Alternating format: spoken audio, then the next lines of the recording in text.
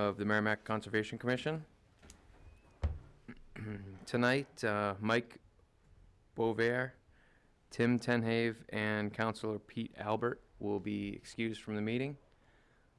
Eric will be sitting in as a voting member. And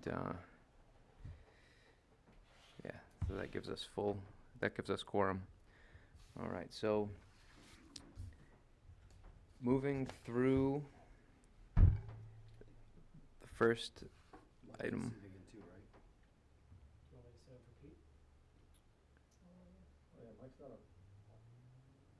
But You need two people sitting in, right, 7? do we? Because, because Mike Bovier. Yeah, okay. Yeah. So you're both sitting in. Okay, Great. so we have Mike for Pete and Eric for Mike Boivier. I always forget that Pete is actually a voting member, even though he's ex officio. Yep. All right. So jumping through public comments, since there is no public and no public hearings, appointments. We have Ray Green, the Hillsborough County Commissioner of the New Hampshire Fish and Game.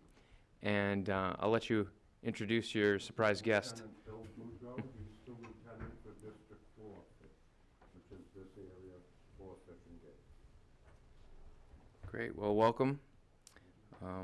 As you've said, you saw our last meeting, so you know we have a number of questions and really just a discussion, I guess, and appreciate you offering your time.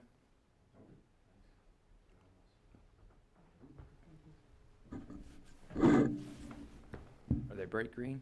Yes. Okay. Just leave it on, or? Yeah, Okay. just leave it on. It'll pick you up. He'll get you in the AV room.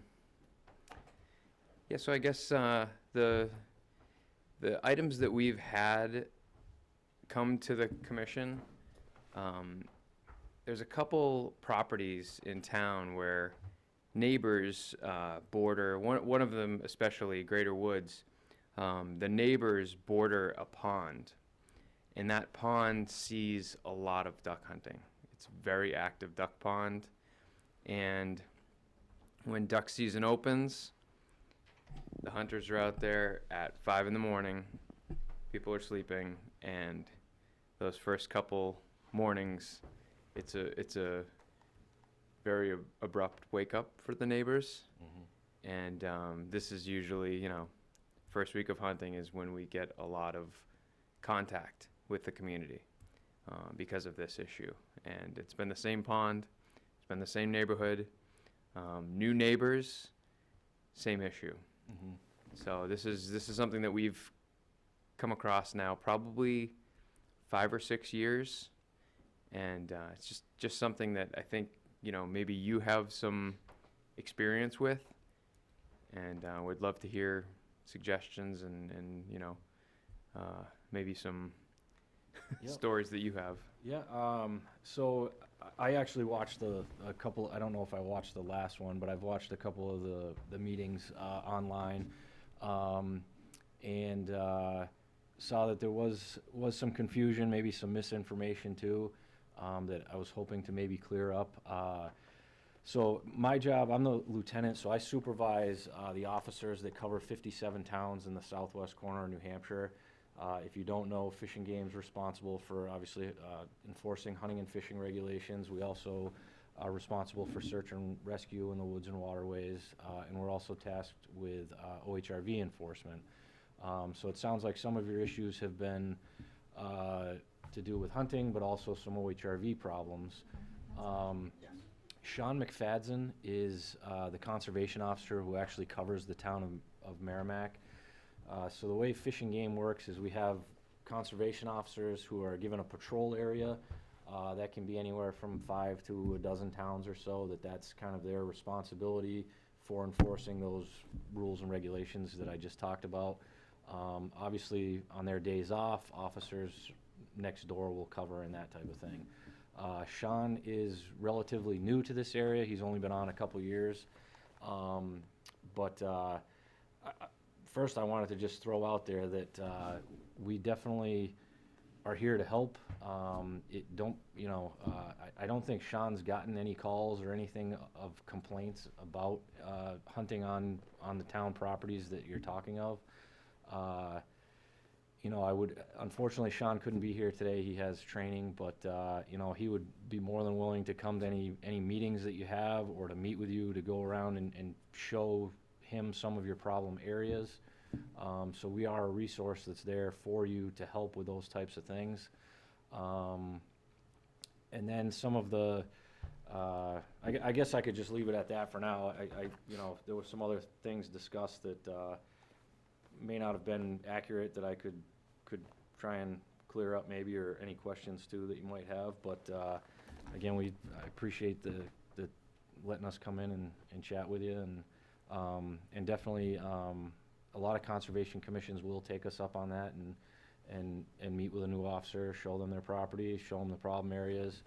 And as part of his normal patrolling duties, he can, if he's aware of a problem, he can obviously spend more time in those areas if he's aware of it. If he's not, obviously he may not come across it unless it's just part of his daily patrolling. Anything with ATVs, the vandalism type stuff, that's, probably gonna be handled by the police department, that kind of thing. But anything related to hunting, OHRVs, illegal dumping, that's all things that's kind of in our wheelhouse and provided to towns and people free of charge by the Fish and Game Department as a state agency. So we are there, and don't be afraid to call if you need assistance with those type of problems that I heard mentioned in the meetings. One item in particular, particularly in this one neighborhood. One of our questions, and we've asked it a number of times, we've gone to the police and asked it, is there's a section where the pond is really very close to the neighborhood, but there's still enough buffer in there, the 300-foot buffer. And we're like, well, okay, the trail, this one section that borders up to the neighborhood, maybe we could close off that section. Yep. And that's one thing that we've always struggled with. It's like, if we try to close it off as a town, what are we gonna, what kind of wrath are we gonna incur from, because it's legal. So, right, so there would be nothing that we could do if they were discharging a firearm over 300 feet from a residence. There would be no legal Right. recourse for us to address. One of the things I heard mentioned was that it was a public body of water, so that you couldn't do anything about that. That I think is it Beaver Pond Beaver or Pond. Beaver Pond? That's actually not a public body of water. So just because somebody's on the water, there's nothing saying that you couldn't keep them from that, because that would be considered on your town conservation property. If it was a public body of water, which is 10 acres or larger, they're called great ponds. There's a list of those great ponds. Department of Environmental Services keeps that list right on their front page of their website. And that Beaver Pond is not on there, which means it's not a great pond. So even if somebody was on that body of water, if your commission, and the big thing here is posting. So I don't think there's anything, and I'm not an attorney, but I don't think there's anything that would prevent you from posting your property, if you're in charge of your town-owned property, with you posting a further buffer to get people further than that 300 feet.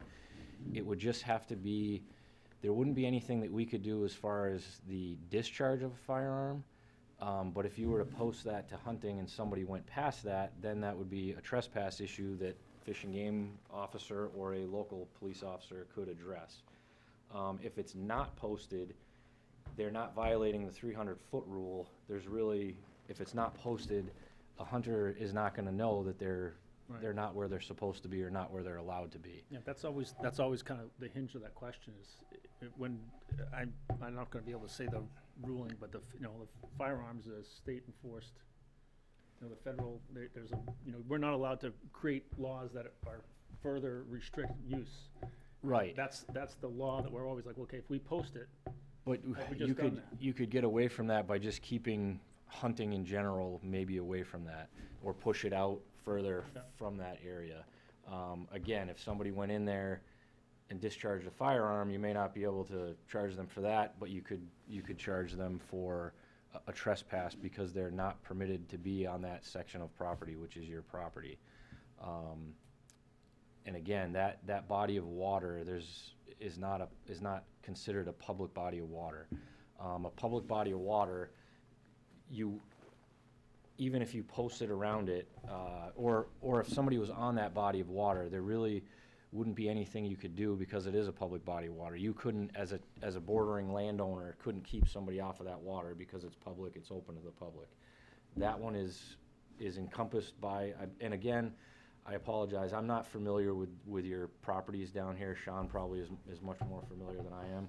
But from what I gather, that pond is completely surrounded by your Conservation Commission property.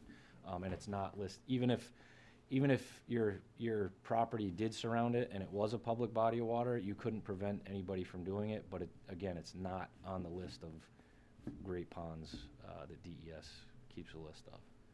Okay. That puts us right back into the problem of, if we close it off, now they're gonna be on the other side. Right. firing towards the neighborhood. Yeah, and it was, I think I won't say we've solved anything, but Probably made it worse. through discussion, the landowners were coming up with ideas. What if we just restrict this side?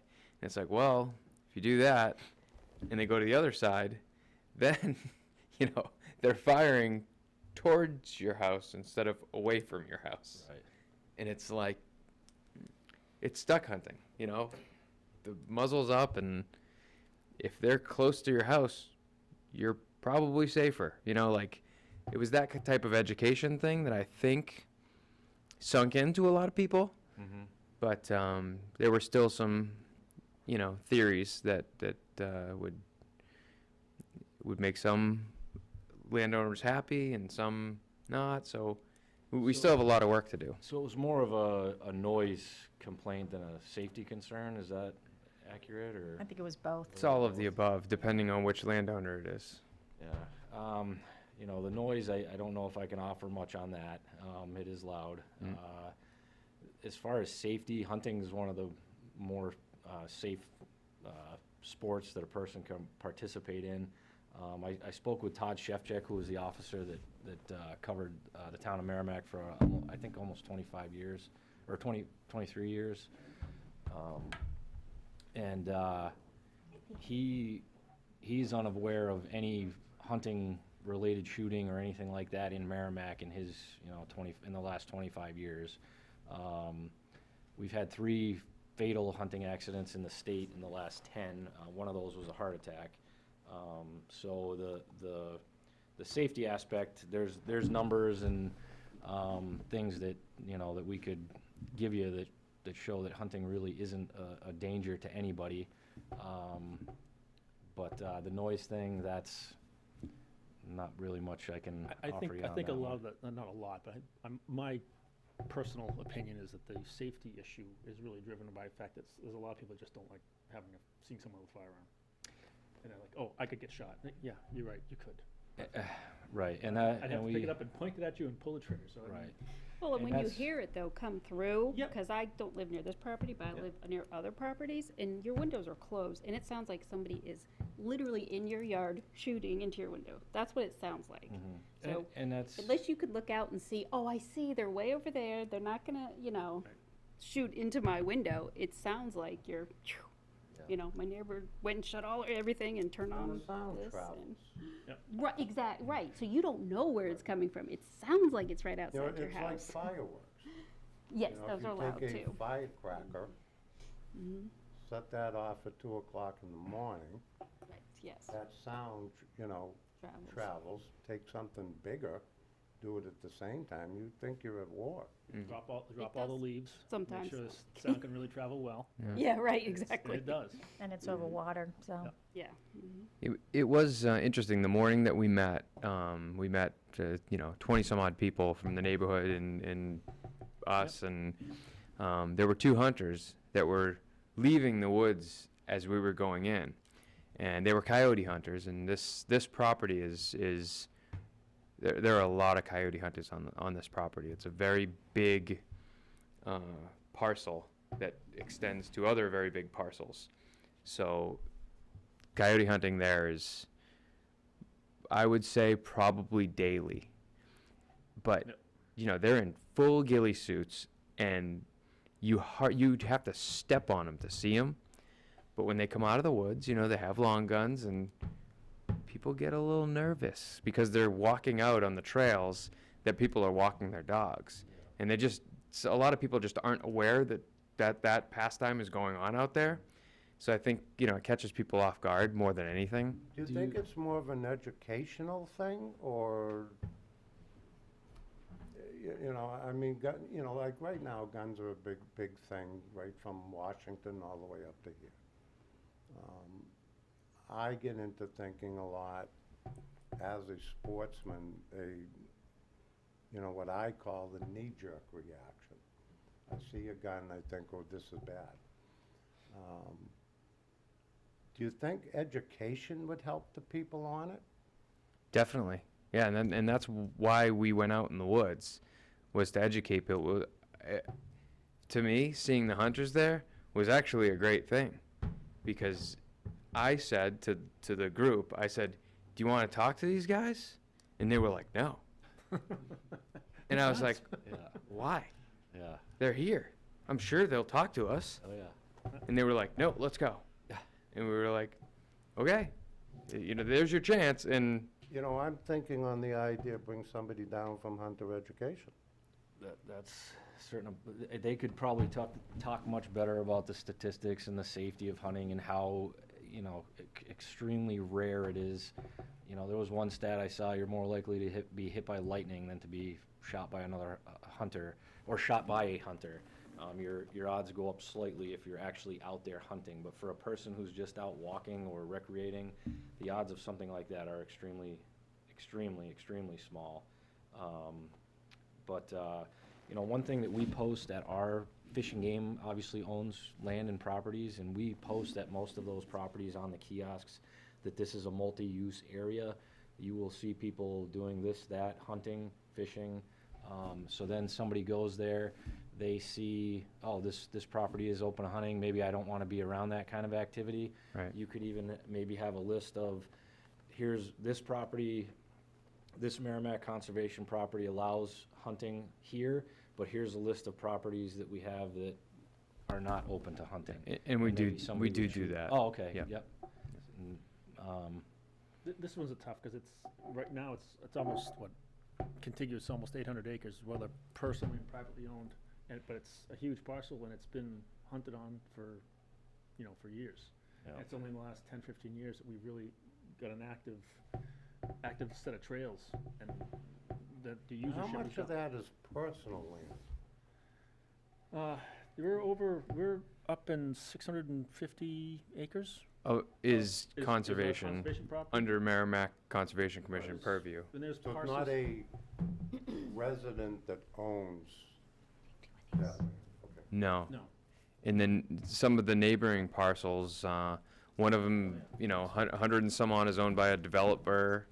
You know, a couple other 100-acre parcels are owned by private citizens that just, you know, are sitting on the land and allow hunting on their land. Yep. So, I mean, we're talking over 1,000 acres if you know, put the properties together, and it goes into the neighboring town of Amherst. Because I know, you know, you run into a lot of larger parcels of land, This is the especially like parcel. a farmland.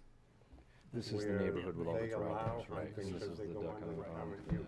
All Mhm. the green You know, is that's the our property, current but then use. there's Statute, areas that are yep. private- Within the that are private, state. but they're still wooded and open. And I think there's some residents that may not That's a understand sizable parcel.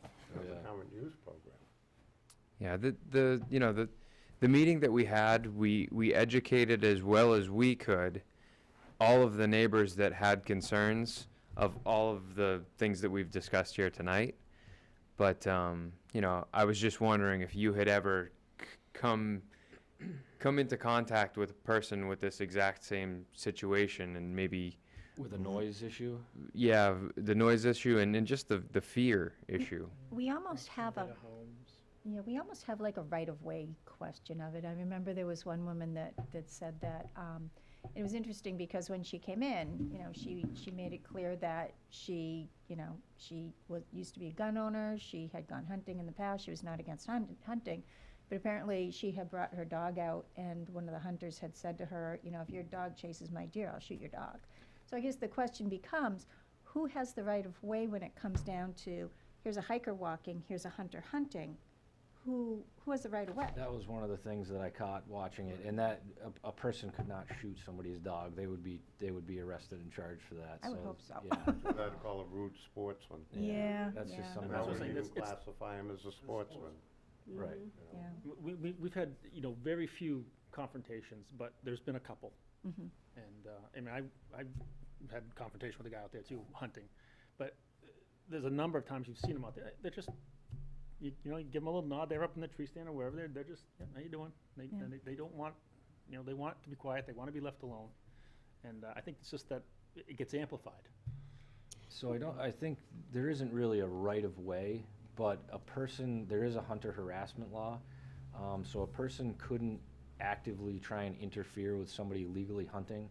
Okay. But that's not a person walking their dog, and like you just mentioned, and they walk by and they walk past a hunter. That's not something they're doing on purpose. Somebody that's out there, blowing an air horn or walking back and forth in front of a hunter, that. Shooting bottle rockets at them. Right, exactly, yeah.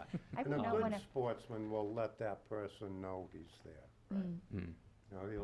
I've seen some folks still cough, just to let you know, if you're walking your dog along a trail, and they're in the woods under cam or whatever, they'll let that person know they're there.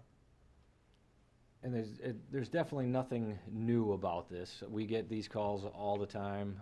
Noise, people afraid that they're shooting too close to houses. We try and educate those people and say, yes, it can be loud. It's a short season when they're going to be out there. Except for coyote. Except for coyote. That obviously there's much less shooting going on with coyote hunting. Duck hunting can be quite a bit more, shots being fired.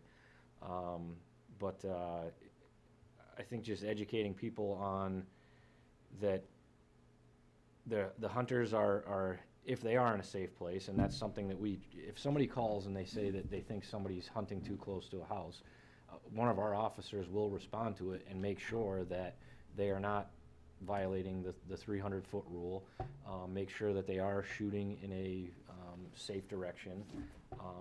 So those are things that we will get calls on and we'll respond to and make sure that everybody's following the rules. That's kind of our job, is to make sure that the hunters are following the rules. The vast majority of them are, but obviously, just like in every other aspect of society, there's the 1% or so that may tote the line, I guess, or go over the line, but those are things that you as the commission could pass on to us or refer people who are calling you. You can certainly refer them to us. I brought a stack of business cards I can leave for you, but Sean would be the officer that what's that you- Sean's last name? It's MAC, uppercase F, ADZEN. Okay, thank you. I stopped and talked to this gentleman when he came in, and I totally missed his last name. And Thank you. any OHRV, if you're aware or not, OHRVs are kind of the opposite of hunting, where hunting in New Hampshire is considered open unless it's posted.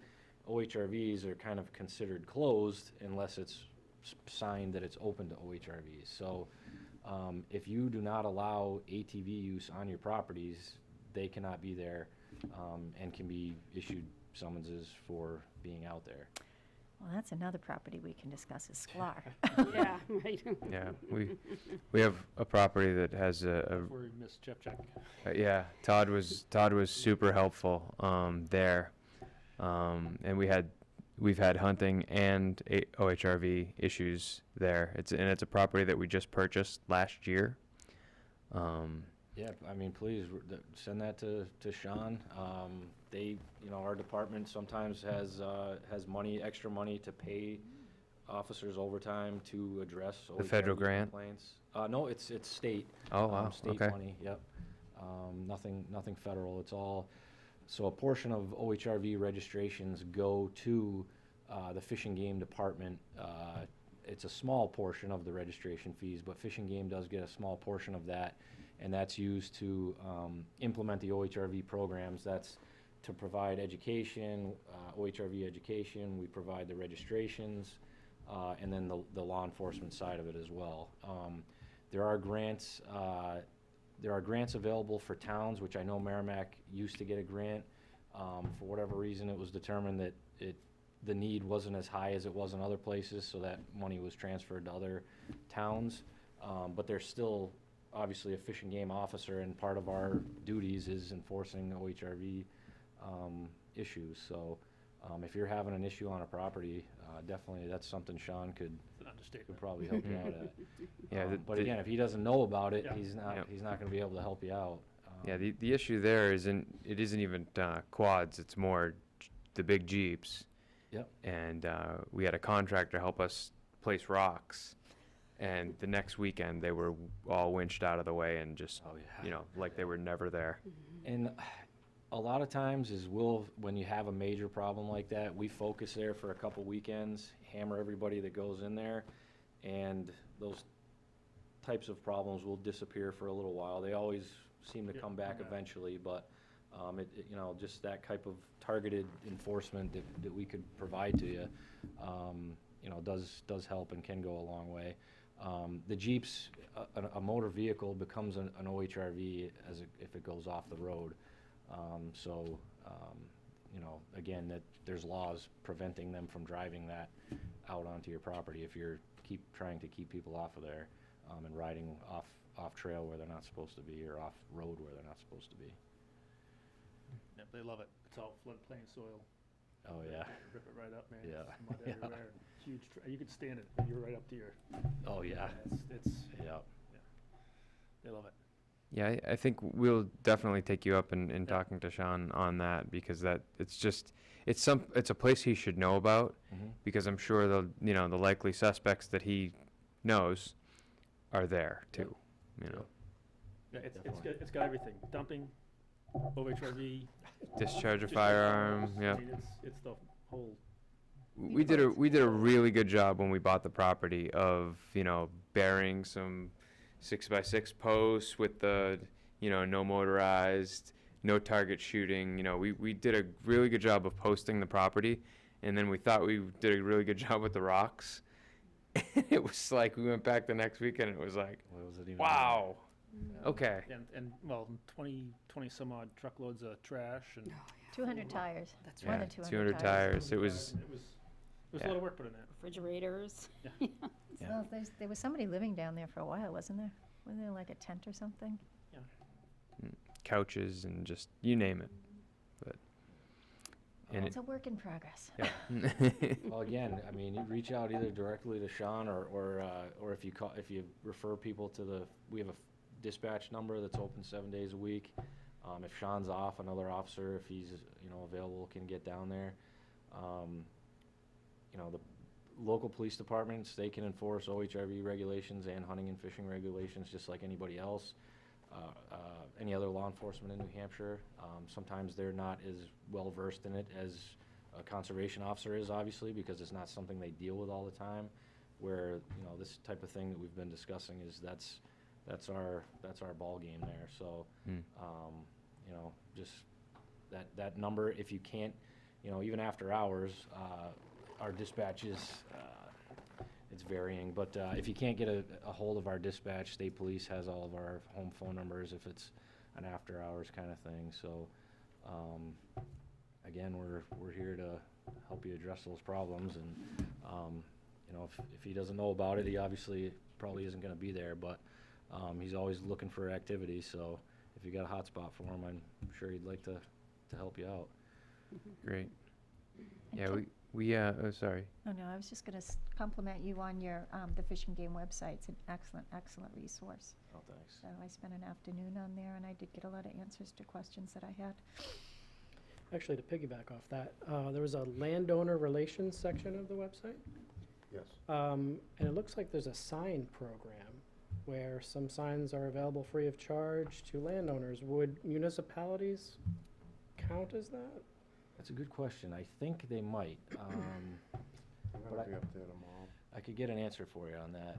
Lindsay Webb is our landowner relations person, and it's called the Cooperative Sign Agreement. Okay. So basically, if a private landowner, I can't think of any off the top of my head, any municipalities, but I may not, I'm not sure if that's probably, Yeah, if see that's Lindsay tomorrow. allowed or not. But a private person, if they had a number of acres, they could say, I'd like to participate in this cooperative sign program.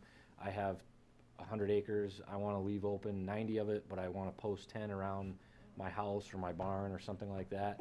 And they sign this form, and we provide them with the signage to post around their 10 acres because they've agreed to keep their other 90 open for hunting and fishing activity. So that, I can definitely get an answer for you on that. Yeah, I've noticed you also have some signs that aren't related necessarily to posting outright, but safety zones, I think Yep. one was called. Yep. Which might fit the scenario by the beaver pond if we just wanted to extend buffers. And I could have her give you a call and talk to you about that, what signs are available that she can give out, or suggestions if you wanted to create your own signs on verbiage to put on there. Yeah. But her name's Lindsay Webb, and I could definitely make sure that you going up there tomorrow? Do you wanna talk to her, or you want me to? I'm up there all week. Yeah, that's true. Do you wanna have her pass it on? Yeah, I'll talk to Lindsay about that. I have a separate, more general question too. I think you mentioned you're from the Keene region primarily. So the Keene is that's where our regional office is. The officers work out of their houses, so they have take-home trucks and four-wheelers and boats and things like that to get their job done. Sean who's your nearest officer and the officer that covers this area. He lives over in Lineborough. But yes, Keene is our regional office. So I was thinking that's a bit more rural than here, obviously, but I mean, in areas where it's southern New Hampshire, it's along the Route 3 or the 93 corridors, along 95, have you seen towns choosing to close off more properties, outright commissions and such, because of that interaction between the public? It's just getting so congested. Towns aren't able to close the entire town to Right. hunting. I think, yes, there's probably more towns or some towns that their town property they're closing to hunting. I don't think that's going over well in the hunting community, but I think that is more of an issue that's happening. Yeah. I just wonder if, do you guys keep some sort of statistics on, like, amount of acreage that's open in areas and then how that might change over time? Like, have you seen a reduction somewhere in data of available acres geographically? I've never seen that actual number. It's just, your observations that you make, your general observations. I've never seen anybody, or I've never seen any statistics on that. I'm sure there probably is as far as the amount of developed area in the state. It's probably somewhere. I've never seen that with Fish and Game, but. Yeah, so I just wouldn't- figured there's probably something like that. It might be an RPC thing, they might have something. In natural, yeah. Yeah, because I mean, they keep track of open space, Right. which that- is undeveloped property. Yeah, I'm I- sure development is cutting into That's the- loss of that's the hunting thing. land way more than conservation commissions and towns shutting down their ex-hunting land. Yeah, That's probably one of the biggest threats to hunting is, in my opinion, is lack of access to places to be able to do it. Mm. Oh, it's just generally not as popular as it used to be. I mean, the percentages are pretty low from what I've seen. Not fishing, but hunting and trapping. The numbers just keep going down. The newer generations just aren't really And a lot that of those interested in numbers going going out down and are killing. due to areas where they can hunt. Yeah. You know, when we, as the, Fish and Game Commission, when we look at those numbers, you see more of those numbers going down in southern New Hampshire because of the development. Sure. And, if any of yous are ever been involved in construction and development, 20 years ago, those prime house lots, they aren't there anymore. Mm. So now they're going into what used to be considered not prime. You know, they're blasting to put the houses in. They're building on ledge. Um, So as southern New Hampshire is becoming more populated, it's closing areas down. But I would also argue it's just generational as well. People what? are generational, that less people are going into Some hunting. of it falls and into that. less, in video games maybe, and less violent activities, but. my Kind of opinion. related to Mike's question too, does Fish and Game keep a, is there any kind of annual report? We heard a lot of feedback from the neighbors of the Beaver Pond. But is there any kind of annual reporting of where there have been a lot of complaints? Like, are there hot spots in our town outside those folks that we've heard from where? There's nothing, we don't keep track of it like on a GIS map where you could pull up a map and say there was 5 complaints over here, 10 complaints over there. Certainly, with right-to-know requests and things, the department does get a lot of that type of request, and that's something that, it's possible. I'm not saying that it would be easy, but they may be able to, our dispatch who takes those calls may be able to do a query of how many hunting complaints occurred in the town of Merrimack. But again, that's not gonna document all of them because some are directly to the officer, some may go to the police department, some may go to, state police. So it's difficult to get an exact number or any statistics on where the, problems would be.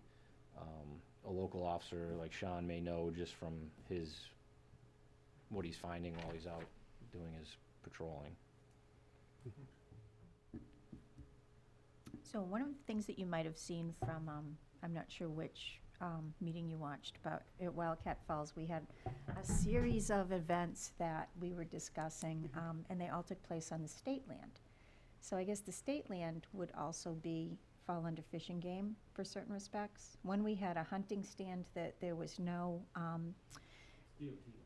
yeah, DOT lands. yeah. So the hunting I stand. got that call. Did you? Yeah, Okay. the woman called me up about that. Did you get the one about the moonlit? There was some sort of moonlit ritual circle that was happening. I didn't get that one. Okay. No, done for that. I did get the call that a woman called about, there was shooting going on DOT property and, Right. She wanted something done about it. Yeah, I think I know which woman it was too, because we walked into the, we walked into the woods and we met her. And we actually had a police officer from Merrimack with us on one of the walks, and he said to her, call the police, so she must have heard it again and called. There was some target shooting going on. There was a hunting stand where there was no identification, and I guess that's my big question is, if we come across a hunting stand on because in Wildcat Falls, there's no hunting, but on the DOT land, there is hunting. If we come across a hunting stand, does there need to be identification? There does not. We encourage people to, but that's not required Okay. by law. Every state property is managed differently. Okay. If it's DOT, they might have a different rule on there than, not necessarily a hunting rule, but a different, may have different management or falls under a different owner, basically. It's a different owner. Even though it's state land, it's DOT land, there's Fish and Game land, there's not DRED anymore, but Department of Natural and Cultural Resources.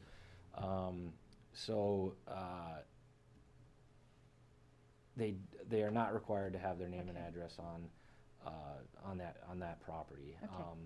If you This is just state property, they're not required to have? anywhere, so it's so as long as if the tree stand is not causing any damage to a tree through inserting anything metallic or like hammering nails into a tree or metal screw-in tree steps. If it's not damaging the tree and it's just what's called a hang-on tree stand or a climber, those are considered, just like with hunting, it's considered open. A hunter can put that out there. and they don't have to have their name and address on there. We encourage hunters to do that, but again, it's not a requirement of the law. That's good to know, unless they're baiting. If they're baiting, they have to have their name on the bait site, but the only way they could bait is with permission. And Permission. you as the Right. landowner would have to give that permission to a hunter to do that. So if you didn't offer any permission and you found a bait pile on your property, that would be illegal. Todd was very helpful in one of those situations. We did have a question on, I was questioned on baiting. We've got some people that back up to the property, and they were baiting for photographic purposes. And we're like, okay, I'm like, I don't know if it's illegal or not, but like, it's probably a bad idea, because you don't want to be regularly attracting this to your backyard, but So feeding is not illegal until it becomes a problem for deer or bear. so it's not considered baiting unless you're hunting. Right. Okay.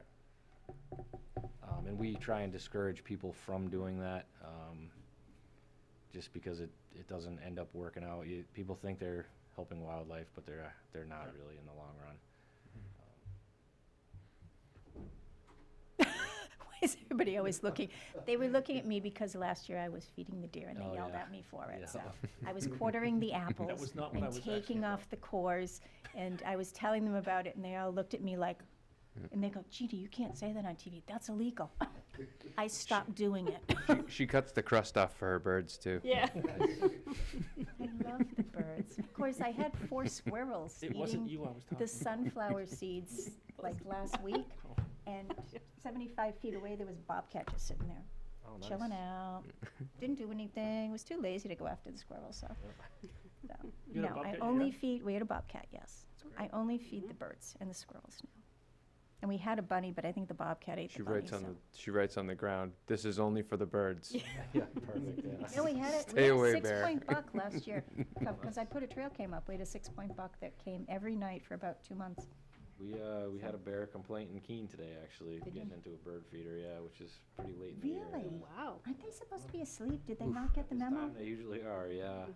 But Yeah, see, I am very careful about the April through December rule because I don't want bear. no. So. And I do look for, I look to make sure that there's no presence from bear, so. We have a big one in town that's been walking around. Is it still No, walking? he's not been seen for a while, but. Good. Merrimack was a real hot spot for bear problems this year. Sean, Yeah, that was we one of our. had one that was cruising right through our neighborhood on a regular basis. Yeah. Yeah, we had Yeah. that goat issue Yep. in town. Mhm. The goat issue? We had a goat issue? Yeah. Bear handled it. Oh, Yeah. Oh. Okay, sorry. You had to say something. So, I think we're gonna have to, take you up on the offer with Sean to help with the Scalar property. That's great because we've sort of run out of in-town options there. So I think that'll be fantastic. Yeah, absolutely. And coordinating education would be through him too? Any of the education services? For what, like a town meeting kind of thing, or? Maybe not quite that formal, but I'm thinking of certainly on the Coleman path, that whole area where we've had some problems. It might be worthwhile to see someone that's not us telling them the same thing that they've been told before. I think that we should proactively Yeah. set up a meeting maybe Right. for next September and say, duck season starts on this day. Mhm. We're gonna have a meeting before that, and maybe we educate the public and, namely that neighborhood at that time, Yep. so they sort of have the reminder. Probably do. I don't know that he'd have the time to go door to door or Oh, something no, like no, that. I- No, But we come would here. get everybody No, we there, get everyone there, just Yeah. walk through that area. Yep, yep. Yeah. So we, like a half an hour type thing, because really I'd be good for that. our education really was, might be A half worthwhile an just doing hour. a general hunting education. Yeah. Well, just the fact that they didn't realize they should be posting their property, I think that's gonna be huge, We- then we people have aren't walking in their backyards with the guns. We have almost 1,600 acres of conservation property in town. Nice. So we end up, it's small, but it's a comment over here and a comment over here, so it might be worthwhile trying to get everyone together on the same page. That's a good idea. Yeah, in the majority, we allow hunting on the majority of the properties. Yeah, and usually, I mean, the gentleman that was just here, he's a hunter, and he just wanted to make sure that we, he heard closing off hunting, and he kind of went like that. So when I followed him on, I'm like, no, we're not closing off hunting. But usually what I tell people Not yet. if they are concerned about hunting, I send them to Wasserman or to the conservation area at Wildcat, because there's no hunting there. So, those are the. Two of our biggest, trail areas, compact trails, really, you can spend an hour on the trails and never be more than, a mile from your car. Both of those areas don't allow hunting. So it's a very comfortable place, and like you said, we should post that, and we do. We have those areas, so it's Yeah. comfortable areas. But Right. but some of our bigger properties, where we have space from homes, we allow hunting, and I think just sometimes people get caught off guard. Yeah, and the other thing that I explain to people too is the hunters are generally more likely to be out at dawn and at dusk. So if you want to hunt midday. I mean, not hunt, hike. Right. Go midday, because you're less likely to come across hunters then. So, do we want to talk about this at all? Yes, yeah. So we've heard about Fish and Game's new database for land and what lands are prime for having trails and having, sending people, say for hunting or whatnot. They typically, we have 2015 habitat ecological study, and those areas that are typically great for wildlife are also great for getting grant funding. It just so happens that high habitat areas are good for areas for us to get grants to improve the properties. So I guess Gina had. Well, Are you talking out of the wildlife habitat account within Fish and Game? Yes. we're just wondering if we were to, because we were talking about applying for an ARM grant, What? an aquatic resource management grant. And it looks like that is something that we're also working with, what is it, GZA Environmental? Yeah, a contractor. Yeah, to identify what land parcels would be the most likely to appeal for an ARM grant. Because we put a lot of work into one location, and it kind of got kicked back to us. And then we talked to the woman who does GZA, and she's like, you're not going to get an ARM grant for I that mean, we one. do have a fund for, like we use it as, the commissioners, we use that one for purchasing land throughout the state or doing, we just recently put a road in up in northern New Hampshire. Coming out of that fund, those funds have restrictions to them. As an example, if we use that fund on a piece of property, that fund is established through the hunters and the fishermen. So part of using that fund is hunting, fishing, and trapping has to be allowed in order to use that particular fund. Yeah, There are other, there are other things within it. That's the one I'm familiar with, because Okay. that comes before the commission I for think the approval. Yeah, I think the one that we're thinking of is the Aquatic Resource Management grant, and where you have that wildlife management plan, Mhm. that you identify, like, the parcels that are the ones that you would be most interested in seeing us work to improve. Prime habitat, I Right. think Prime it's called on the website. So I guess my question is, if we were looking at a couple of different properties that we could potentially apply for an ARM grant, could we kind of bounce some of them off of you and say, is this something that, you know, is on your hotspot list? So I guess we're looking to find something that's not gonna waste our time and not gonna waste their time. We wanna find something that has a good chance of. We do have land management area of Fish and Game, one of the divisions. Mhm. Jim Ogler is the person that would be the contact on it. MOGLER? OLGER, yeah, I believe it's that. Okay,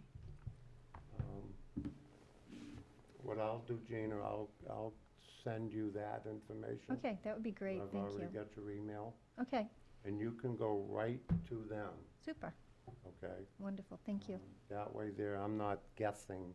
Okay. 'Cause like I say, we have a lot of funds, Mhm.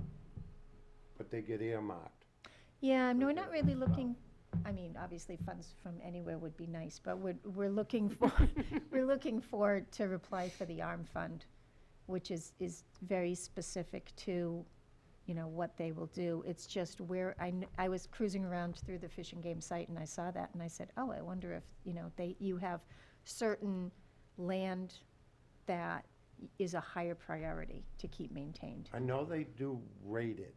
Right, Um, see where it's We're going red through in one there? in Milford right now Mhm. on a pond where Milford will be putting in, for example, a $50,000 grant to Fish and Game on dredging of the pond. And Fish and Game does rate, you know, they've got a system that they use on, is this a good thing to put into, that they have a rating program that they use. Okay, so is that something that Jim Mogler would be, And something like that comes to us, the Okay. commission. You know, Okay. we have okay. So when it comes time for us to apply, like I said, we're gonna be working with GZA for their input on what is the highest priority, but we can also, Okay. you know, ask you. But I'll get you the person's contact information.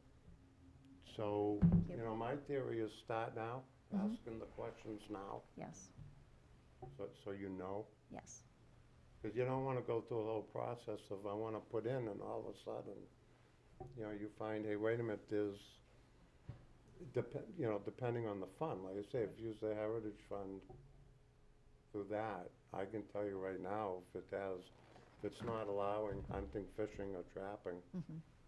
by state law, we can't give we can't give you money out of it. So is it all three? Because I'm not, do we allow Nope, trapping? it all depends on which funds they're coming out of. Okay. Do we allow trapping?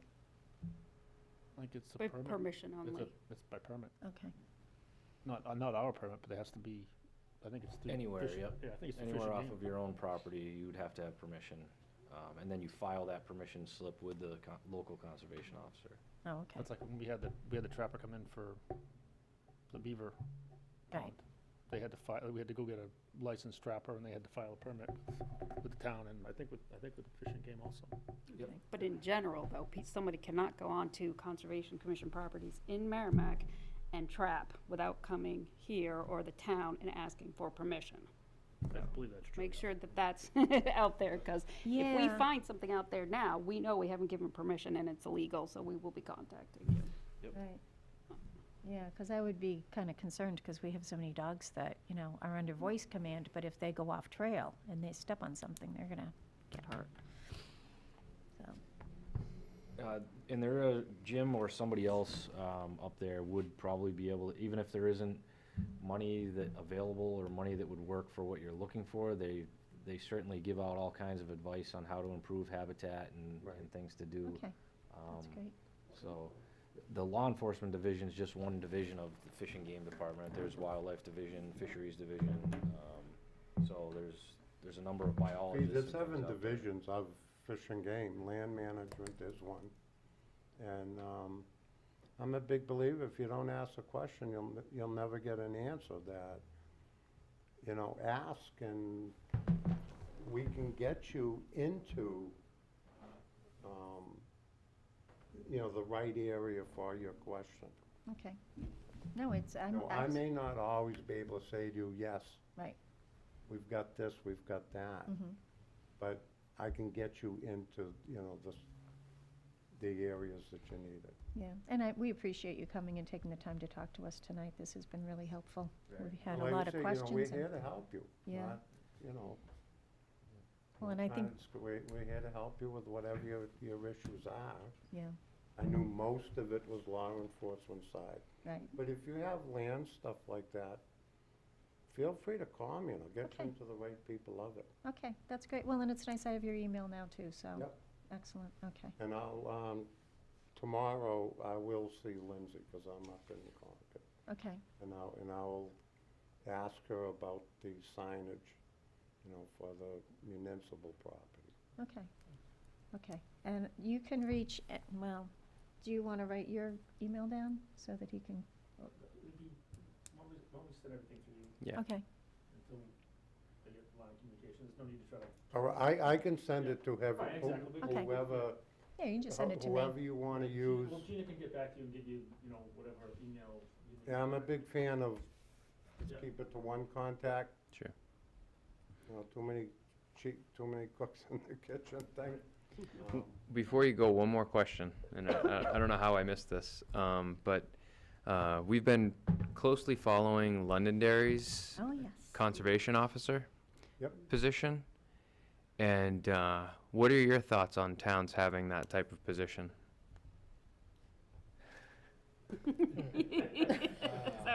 I'm gonna say mixed. Spot, yeah. How's that? Londonderry is not part of my district, so I don't know a whole lot about it. I have spoken with the conservation officer that covers that area. It sounds like his,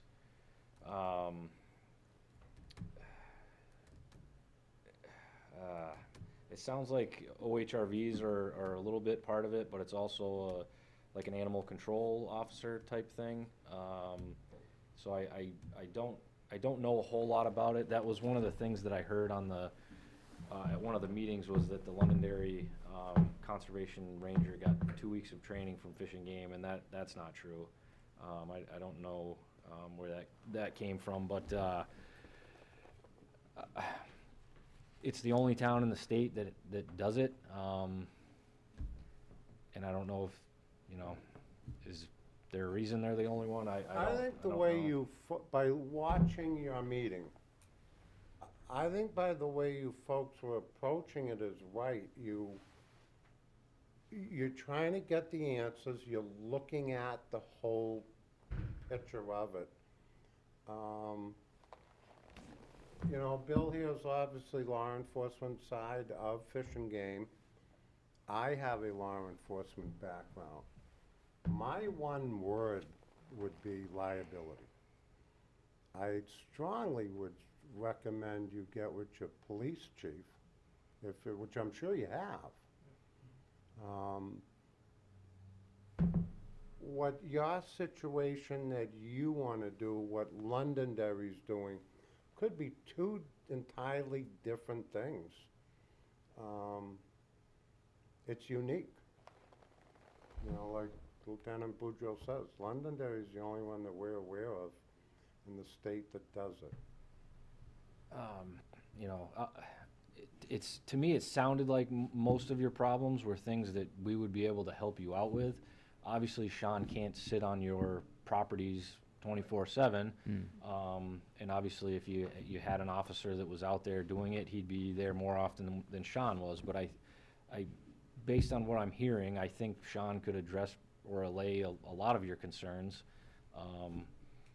But again, it's not something that obviously he could be there 24/7. He has other towns that he's responsible for patrolling as well. But I think he could help you out quite a bit. Great. Yeah. Great. And I- Okay. Sorry to come at the, final inning with the loaded question, but.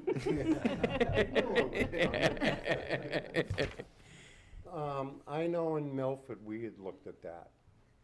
Not as Fish and Game, but the town of Milford started to look into similar, and that they stopped.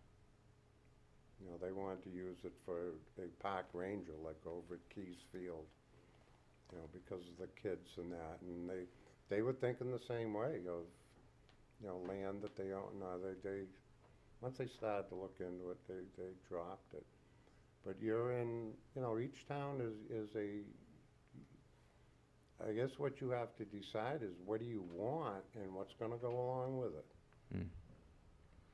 Yeah, we are, you know, as for a southern New Hampshire town, we have a lot of conservation space. Yep. And we're really close to Everett Turnpike. We have a lot of people that pass through town, and, you know, we have potential for things to happen. We had So- a tour bus show up one day at Park at Wildcat Falls. We're like, we got a lot of complaints about that. So, then we had another tour bus that wanted to come, and I said, you should go to Mines Falls. So, yeah, we Sounds like get a you're lot of, doing too good of a job then. well, we have a lot of people come up from Massachusetts because we're close, and it's easy to get to, and we have a waterfall. This is like what a lot of towns don't have. You have the waterfall, Purgatory Falls, so, you know, out the Milford Lineborough line. So you must get a lot of people out there. I mean, I actually went out and, Purgatory Falls is actually in Wilton, but, I worked for Wilton Police, so well, you had asked me earlier about something, and I went out and I did my you wanna pictures. talk about the Purple Lady. Well, no, I went out and I did my pictures there, and I saw leading up to Purgatory Falls. There's a lot of partying that goes on around there, so, Yeah, that's over in Wilton. yeah. Not that I've ever been there. I was amazed and a little When I intimidated was on walking Wilton through there. Police, everybody would ask, Yeah. where do we find the Purple Lady? What? What's the I'm not wait, what's the Purple Lady? I didn't know about the Purple Lady. The Purple Lady? What's the Purple Lady? She inhabits one of the cemeteries. Oh, okay. I hadn't heard about that. I'll have to Google that. I'm not gonna get into it now. Yeah. Like I say, I'll Google tomorrow that. morning, my phone will ring all over the country. Everybody wants to find the Purple Lady. Okay. All right. Yeah, exactly. But yeah, Purgatory Falls, that's up, actually, some sections are in Mount Vernon, some of it in Wilton, and I think people are interested, when they come in from out of state, they're interested in finding the waterfalls. Right. So they come to Wildcat Falls, they go to because it's Purgatory. called Purgatory Falls, and they, Yeah, why do they name it Purgatory, you know, and they wanna go find out why. yeah. It's a beautiful waterfall, Yeah, so, but we do get a lot of traffic coming up to Wildcat, so just for the curiosity factor if there's a waterfall. And that's something probably that the police department would be more, you know, inclined to address those type of Right. complaints and partying complaints and Definitely. that kind of thing, Yeah. Yeah. It's an interesting setup with Wildcat Falls, though, because it does have the DOT versus the conservation land. So there's always that line of, you know, what's legal where, so. But anyway, well, thank you so much for Yeah. coming. Yes. We Thank very you. much appreciate it, and we will, hope we helped you in a way. you but did. Definitely. A lot. Like you say, you'll come up with more questions and Yep. ask, and we'll attempt to get you in the right direction. Okay, yeah, and we definitely will take you up on contacting Sean. Yeah. And, Yep. what do you think? It would be good if Sean came out and walked Sklar with us, or? Definitely. Okay. And then maybe come out during duck hunting season. Yep. So, yeah, we're gonna need to sign up twice on Sean's dance card. Well, thanks. Thank you so much. Thank so you. much for coming. Thank you.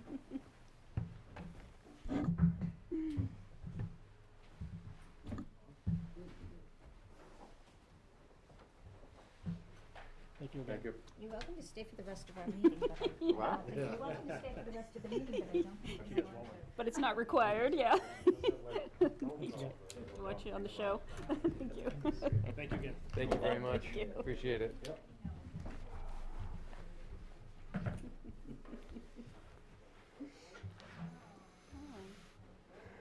Oh, this has all the numbers on it too. Great. Perfect. That half the room got That was cards and very this half helpful. didn't. Did you really want to be carded still? Yeah, actually. Yeah.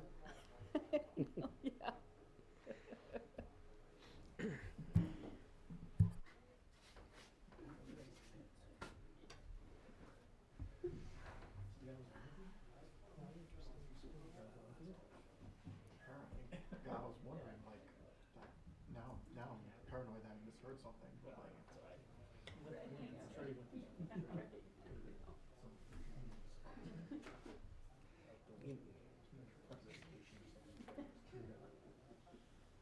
I definitely didn't expect to hear that feedback about the Londonderry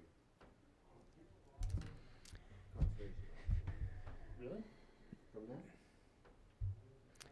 How many police do you feel like have Someone else doing that. police wannabes? Yeah. Do you want to move that item on the agenda up and just talk about it now, since we're kind of there already? In new business, conservation land manager proposal? Sure. Okay, yeah, I think we should jump into that next, and thank you for giving me time to finish my notes. Yeah, so into new business, the conservation land manager proposal, and with your packet that you got electronically, we had what Eric put together for everybody. So if you haven't looked at it, I'll give you a couple minutes, and if you had and you want to get talking about it, or Eric, if you want to serve it up on a platter, please do. So, my goal was to try to craft a position that would specifically help Merrimack. Because I thought, from what we discussed 2 meetings ago, one thing was that the conservation ranger in Londonderry, the important part really was the education and the outreach of the position, as not as more so than the actual police duties. So I thought about creating a position that would be smaller in scale in terms of enforcement duties, but once I was there, I thought, why not just expand into other areas? So it would be someone who is working as a groundskeeper, as trail maintenance, someone who works there as an educator, patrolling the lands, and I thought maybe for education purposes, could be someone who studies the land, possibly at a cheaper price than what independent contractors would provide. Maybe even provide educational programs for local students, such as internships maybe. I know when I was a student in Merrimack High School, I would have loved an opportunity like that. So that's really the basic, and I just, I did a few cost analysis. Obviously, it would depend on how long the job would last and how many hours it would take. So I just sort of put in all the options there. And I looked up the average wages of what each job that it would be performing would be, and I sort of did a few little different calculations to see how much percentage, how much proportion of the job would each task take up, and so that's how I came up with a number, obviously a wide-ranging number of anywhere between $23,000 and $126,000 worth. And that's not including things like benefits of education and ecological benefits, ecological services. So I did a lot of research onto it. The question is how to pay for it. I don't think the Conservation Commission could pay for it in the long term, so it would have to be something funded by the town. But yeah, so that's my proposal, basically, and everything else is written down here.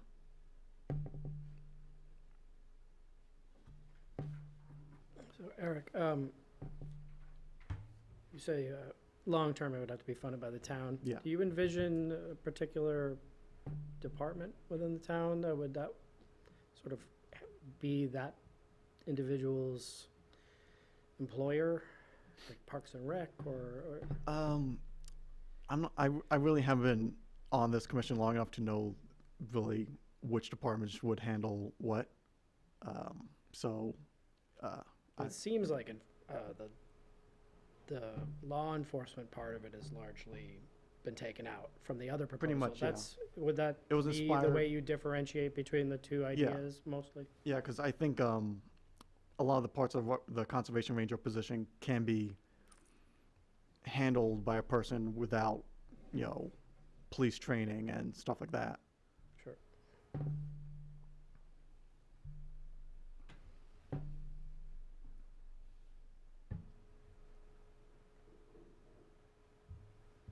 Yeah, I found this to be quite different than the thought that I was going down originally. We said, not saying this is a good or bad idea, I'm saying, originally I was like, okay, we're looking for a conservation officer, which was going to have some enforcement ability. And this is, completely in the other direction from that, so, to me, it's almost a new thought, topic. Because, and it's like we just heard, I mean, we were better about calling Todd than we ever have been than calling Fish and Game. I think once we lost Todd, we just kind of stopped calling Fish and Game, which is, bad on us. Oops, sorry. But, yeah. So, I mean, obviously, the officer, the conservation officer charge that we've been talking about, we should obviously take this up Bless you. with, with Fish and Game and get them involved, because, like, I guess it was Mike that, I don't know, someone talked about it, is, what have you done? What have you already done? What have you already tried? And we can say, no, we haven't really tried anything.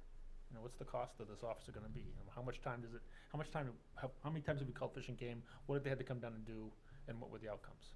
I mean, you can tie some monetary figures to the time spent to do those things, so. Right. Or to avoid doing them, like, I mean, how much time is, what's his name? A contractor down there and Scalar. Oh. Mike, Mike. Mark, Mark, how much time has he spent? How much time, his time's worth something. He's taken his machine, yes. and he's driven out there a couple times and pushed those rocks around. I mean, that's worth something, Definitely. because that's. We went down there and installed signs and Right. hauled out trash with DPW. Right, that's what I'm saying, so I mean, it's that kind of stuff that we need to start tying a monetary value to. And then is that ever gonna get offset by the fact if you had a conservation officer or land manager available to you? Right. So, And not to veer off this, but one thing I definitely was thinking to myself, feeling guilty while we listened to Fish and Game talk. I almost feel like that property owner who never posted their property.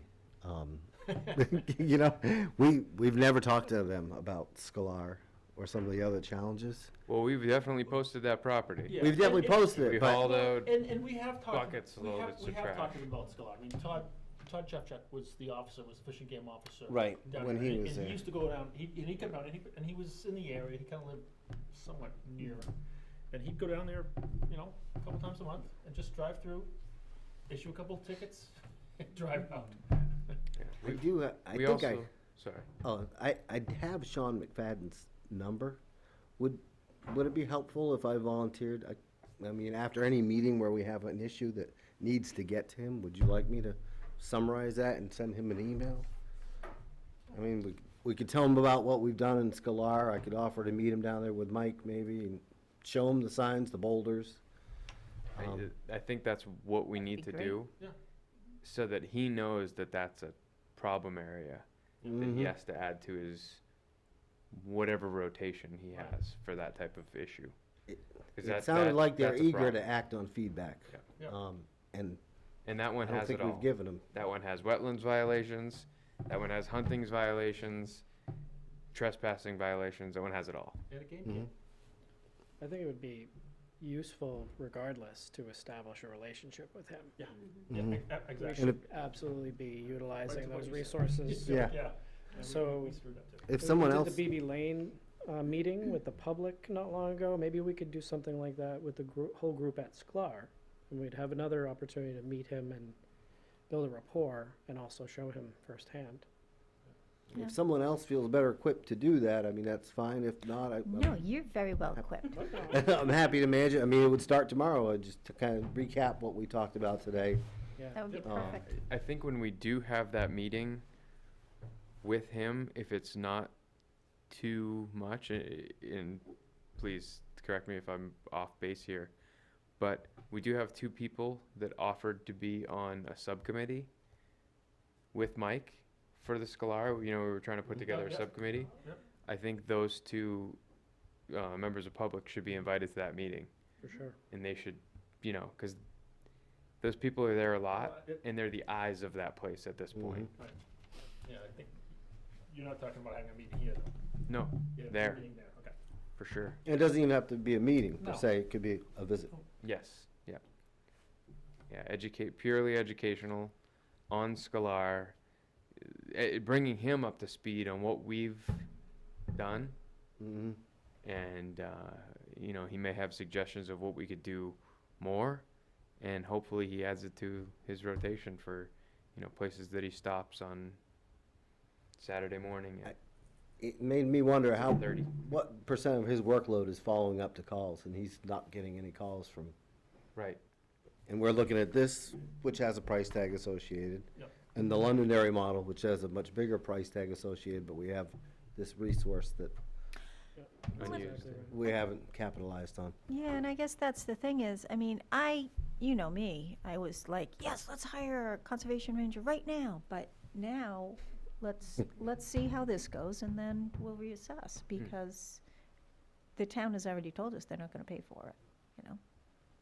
And we don't have Definitely. the money. Yeah, Pete, as of last meeting and seeing the minutes, was gonna set up a meeting with Eileen and the chief, myself and Pete, and I don't think that meeting's happening, so. They got the wind of it and said no. No bother. Something. And I think that's how they answered that question, Right. the one that you saved for the ninth inning. And I'm glad you asked it. I was surprised to hear that response, but I was got the too. sense they said, you really don't need this. You have an agency that's already doing these sorts of Right. things. OHRV enforcement, hunting, education, and you haven't used it. Well, and the thing is, when I contacted Ray at Fish and Game, I mean, he immediately messaged me back and said, absolutely. So they're very happy to work with us. So let's see how that goes for some time. And, you know, if we still feel the need for someone, you know, Mhm. then we'll look at it again. But, you know, if the town's not gonna pay for it, we can't afford it. You know, we just don't have that much land, you know, coming off current use that is gonna fill our funds, Not for perpetuity. right? Okay. So this did all start with Eric's proposal. Right. Just to loop back real quick, I was noticing a lot of these things that you have bolded out as a land manager, a groundskeeper, an educator, and a researcher. The first 3 of those are largely, they've been managed through volunteer help. You know, like the folks on this board, the folks on the subcommittees who are boots on the ground, taking care of trails.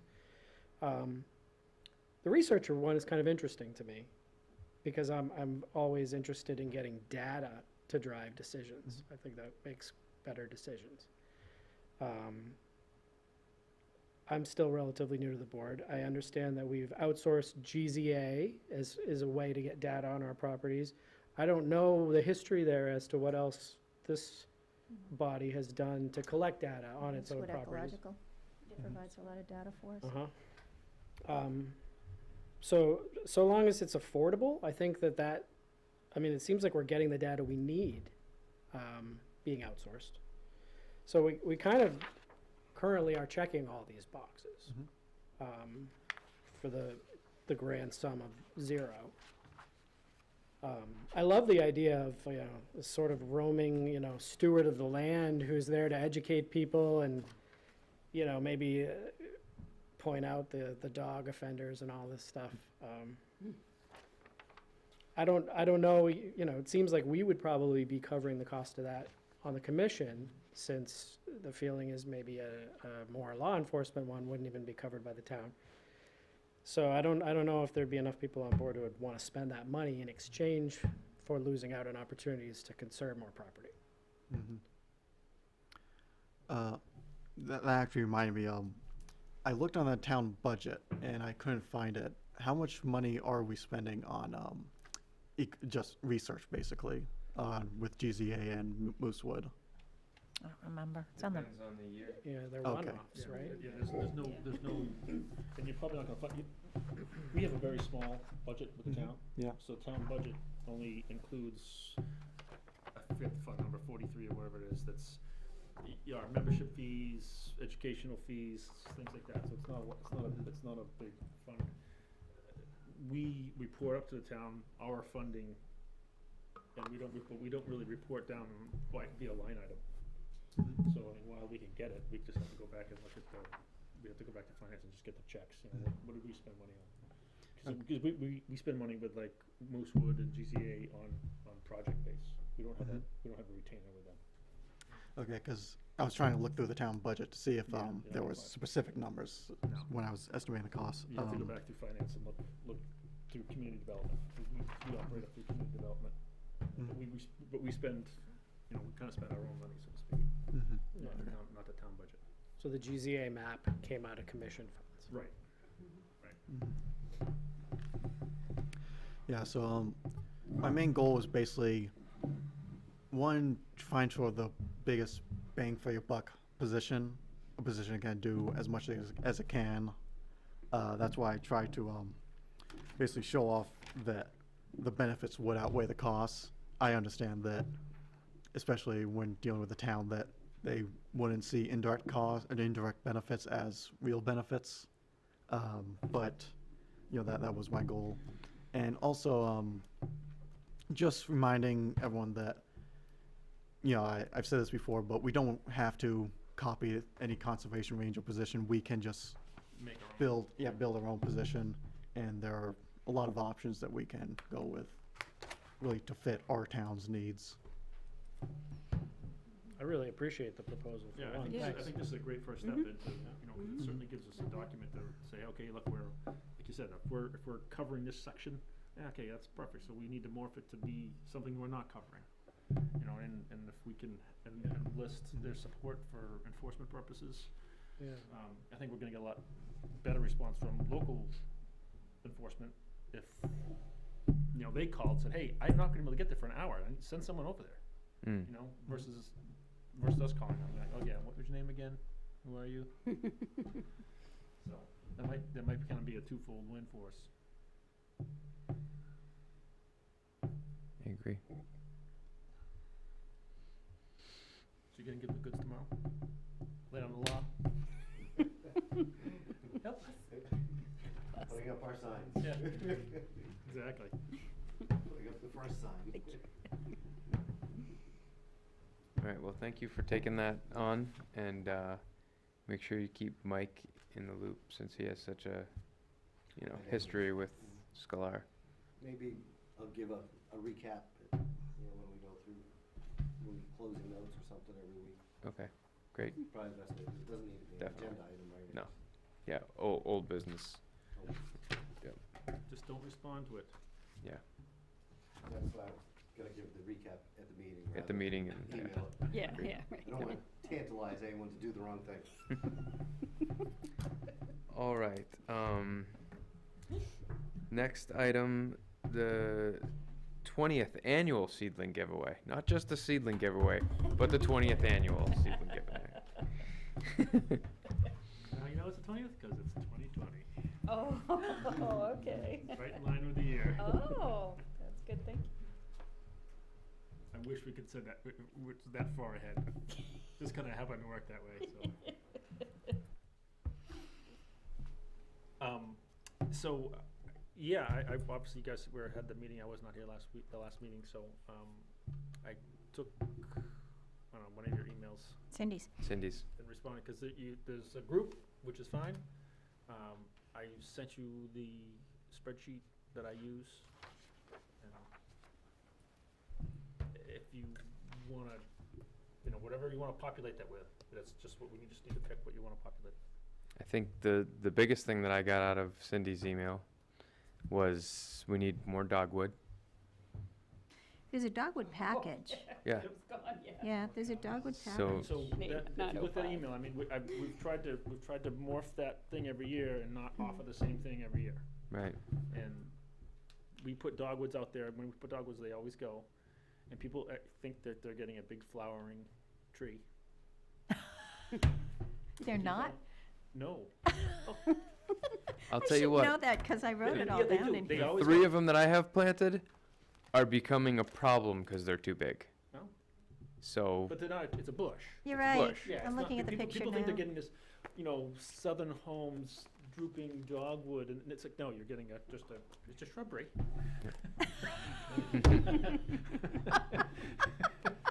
I've got Monty Python in my head.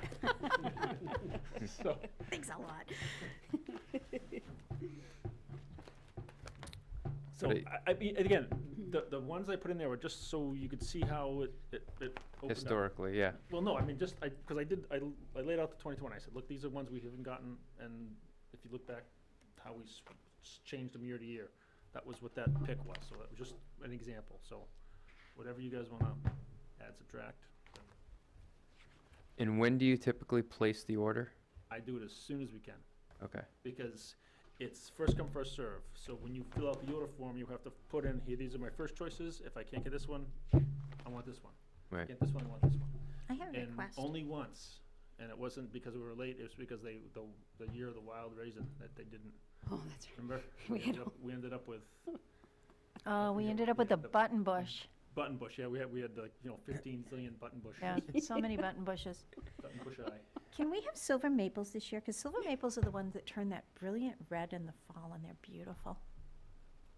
Please? So, we've done that before, and that's, well, we have not had them before. We put them on the list before, and I usually spend some time with our local agriculture Commission? commission. And the year we put silver maple in there, I was beat down. What for do you being an mean? Idiot. Why? Because it's a kind of a junky tree. Really? As far as the hardwood goes, it's not a not a big, Really? strong maple. It's not like a sugar maple, which is a, I love the silver maples, because those are the ones that turn pretty red. just. So do sugar maples. Yeah, so do sugar maples. Just- Do they have sugar maples in here, though? All right. Sugar maples I'm fine. are like Had 'em weeds Sugar in maples. Merrimack. All right. And we've done it again, and again, that's that's driven our decision a couple times. We had sugar maple on there before, and we're like, well, we didn't get rid of a lot of them, but they're all over the place around. Yeah, they're naturally occurring. We have a lot of sugar maple in town, It's- so. It's hard not to have them in your yard. I don't have, do I have one? I have a maple, but it's not a pretty red one. I know, I don't Turns either. this yellow I color. tried to plant one, it didn't work.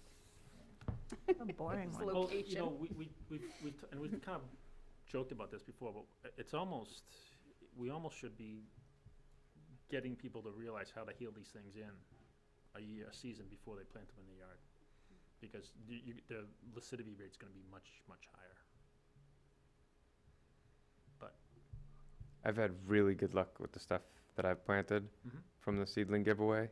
And I've even transplanted some of the stuff that's gotten too big to our conservation properties. First couple of weeks, if you're really good about, and, really thoughtful about keeping it watered and keeping it, Mhm. they'll be fine.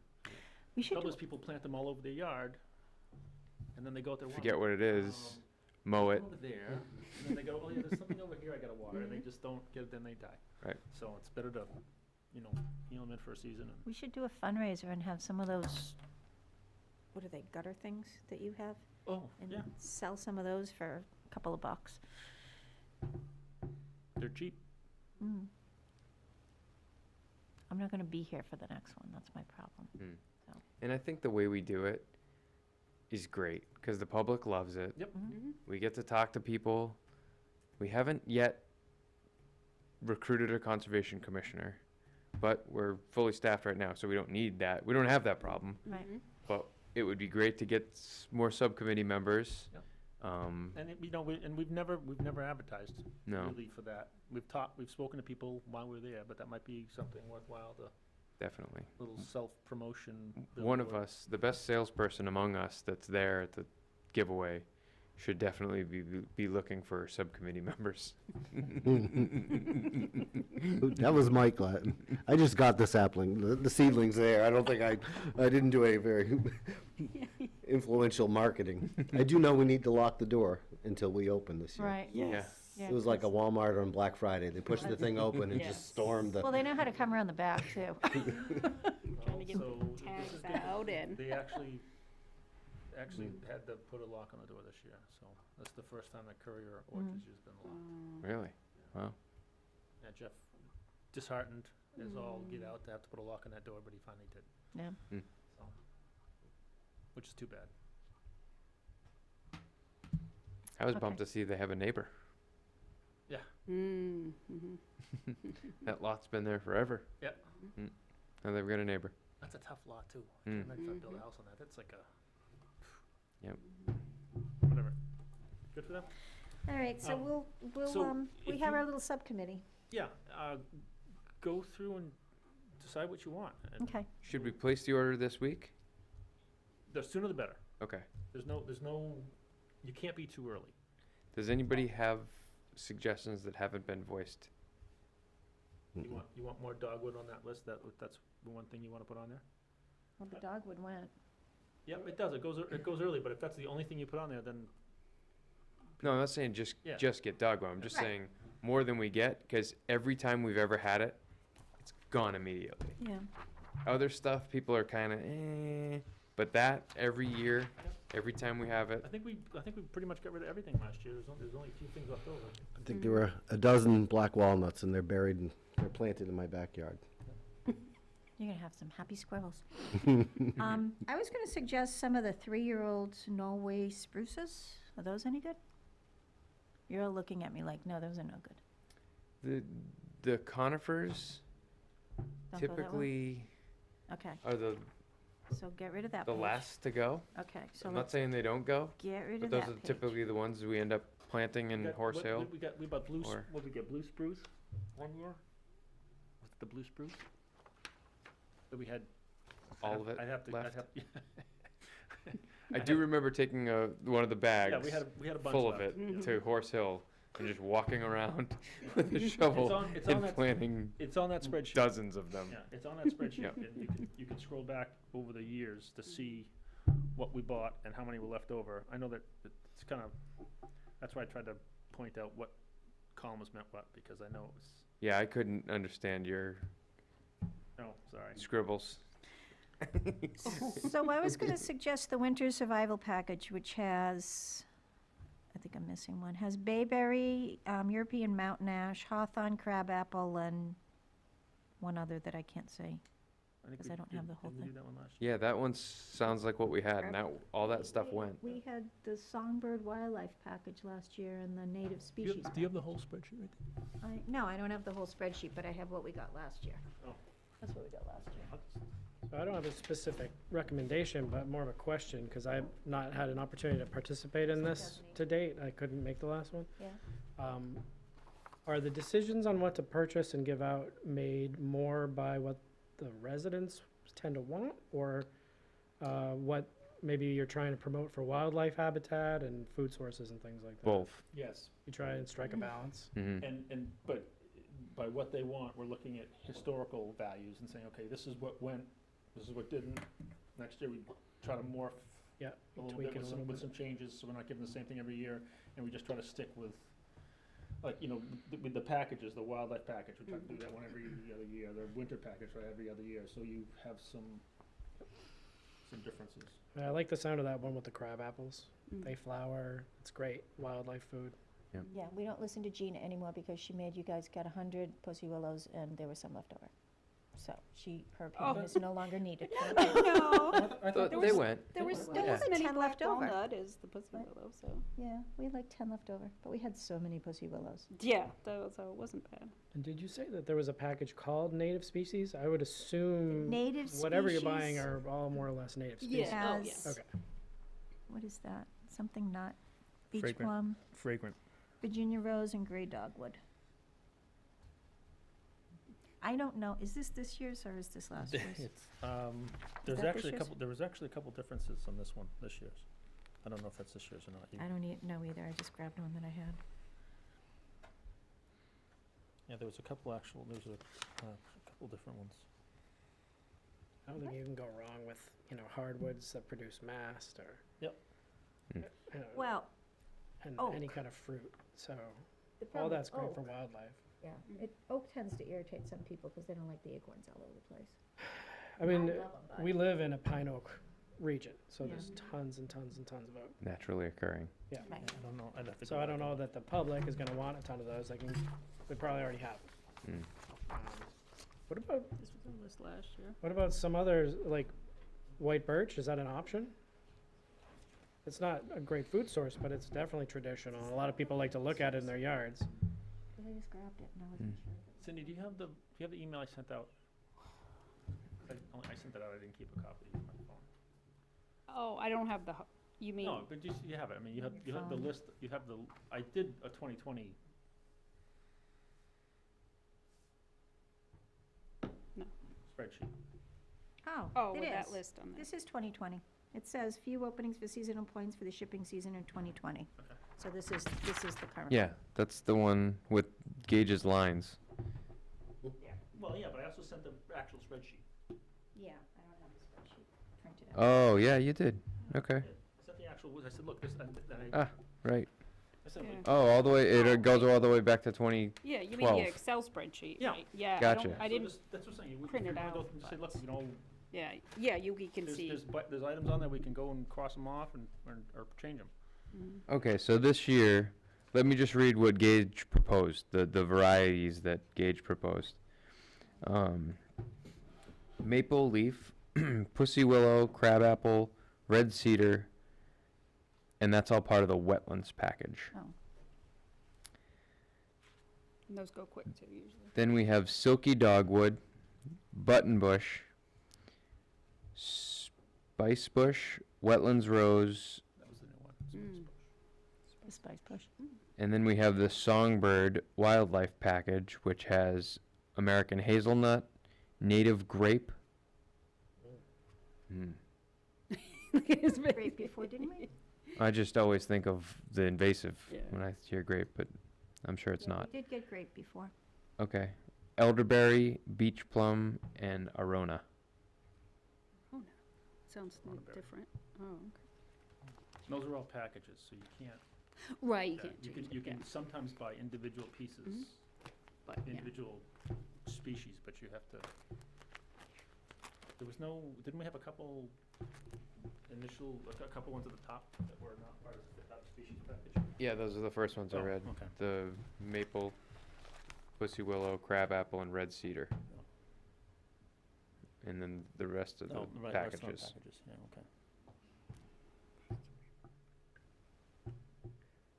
So I mean, it covers the dogwood, but it only gives us 20 dogwood. There is a dogwood package. In the packages? Yep. Mm. Got all the dogwood in there. But still, they're not the flowering dogwood people are expecting, right? They're I mean, they flower and they're bushes, Yeah. but they're not the trees. Mm. Like a southern dogwood. Right. And that's what people keep thinking this is, you know, they're part of the wetlands package often. So it's like, okay, so go plant them in your swampy backyard. Yeah. Is that the one that had the cedar too? No, cedar was, the red cedar was its own, It was in its own. it's its Yeah. own conifer. So that's what we currently have. I don't see anything that needs to be changed, Okay, so let's do it. unless you wanted to add more dogwood. Yeah, unless, if you wanna add, because that one is its own package, that's its own, No, that one is in the wetlands package, and there's only 20. so do you wanna, The things that are standalone, is there a standalone dogwood, or do you wanna try to add packages? maybe if there is an option for a standalone dogwood, I just think we should. I think there is. Because if you go down the bottom, we're still around the $400 mark. Mm-hmm. No, I'm just thinking subtract one of the others. So we have pussy willow, and then we have pussy willow again in the wetlands package. get rid of it. So maybe we There's- could scratch it and add the dogwood Yeah. Yeah. and be right where we need to be. there There's a all single- those dogwoods that you can get standalone. Okay. It's- So all of these. I Silky. feel like this is red. ordering Chinese food for everyone. It's too many egg rolls, not enough, Yeah, so maybe if we wonton. just scratch the standalone Pussy Willow, because we have it here, and it doesn't usually go, Okay. We don't need any more Gangbusters. pussy willows. We had lots of pussy willows last Yeah. year. and then just add one of the, Mike, I think this took 3 meetings last. Really? yeah, it did. Yeah. So if we can knock this out in Maybe 4 or 5 this- hours tonight, this is a success. 4 or 5 hours. Well, remember I whined mightily for the crab apples and for the pussy willows, Use the so. word wine, I just knew there was a lot of passion. This Oh, one's good, because it passion. grows in No, I anything, dry whined. to moist. I mean, I keep hearing what a success it was last year. Like maybe Oh. just sort of Dark berries, What's the? buy like the game same birds and stuff, songbirds. but then whatever you realize people wanted more of or whatever, you just tweak it a bit. Yeah. And good, Maybe that's add for something wet. new that you haven't done in a couple of years. I don't know. Hedge for, You know what So- was great last year is people deer and showed up rabbits. knowing what they wanted. Yeah. yes, It wasn't just like, Yeah. oh, some They- pretty seedlings. Mhm. alternative leaf yeah, they did, instead they'd of seen Pussy the Willow. list and they were like, oh, Alternate, this. we're gonna swap the standalone pussy willow for alternate leaf dogwood. Sound good? Which is a burying Oh, good, thank you. dogwood How- for and what's- songbirds. Price wise, Oh, we're. okay, thank Do you. they have mulberry these sell anywhere? 50, Is that available? So we're getting 50? I didn't see Um, mulberry on Yeah. I don't think I saw that, yeah. We'll do 50 of them? Just thinking what I would want to plant So and then eat swap in my Pussy own. Willow for that, Right, same yeah, quantity. right, I know. Yep, and that'll put the price. We had high bush blueberry, I think, one year. For 50? That's a fantastic replacement if people want to get rid of their, what's the 3-acre one in Wasserman there? Burning The- bush. The burning bush. It's a Oh, great substitute. Yeah, the high bush blueberry. It turns almost the same Right. color. So Feeds the animals, and it's native. $425? That's what we paid last year. I'm gonna take that list and then we're gonna swap, the standalone pussy willow out for the alternate leaf dogwood, which is a dry to wet soil, so it's got a good range. Yeah. Sure. Do you want me to just go ahead and order it, or do you want me to? Sure. I think this And just include you discussion, guys on the, I'll include you guys on those, so you see the order form and everything, and get a copy of it? Do we need a motion? let's do it. I make a motion that the Merrimack Conservation Commission pay $425 It's 450. for 50? I think it's 450, isn't it? Not to exceed. Not to exceed $450 for the, where am I here, for the plants 2020. needed for the 2020 seedling giveaway. I Which s- will be held the day before Mother's Day, I second. Out of fund. out of Fund 53. Can you give the actual date? No. Do we know the actual, oh. It's dated for Mother's Day. Oh, that's fine.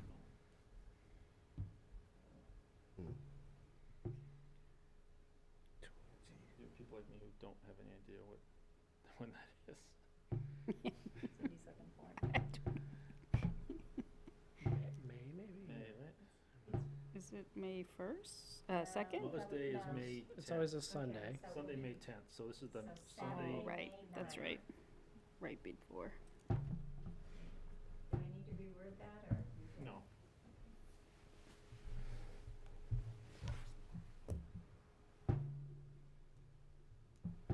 So I made the motion and Steve seconded it? Mm-hmm.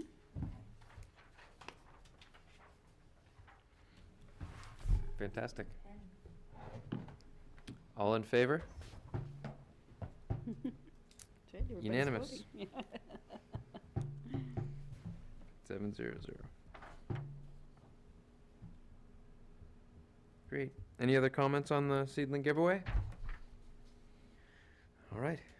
Next item on the agenda is the annual duck box cleaning and inventory.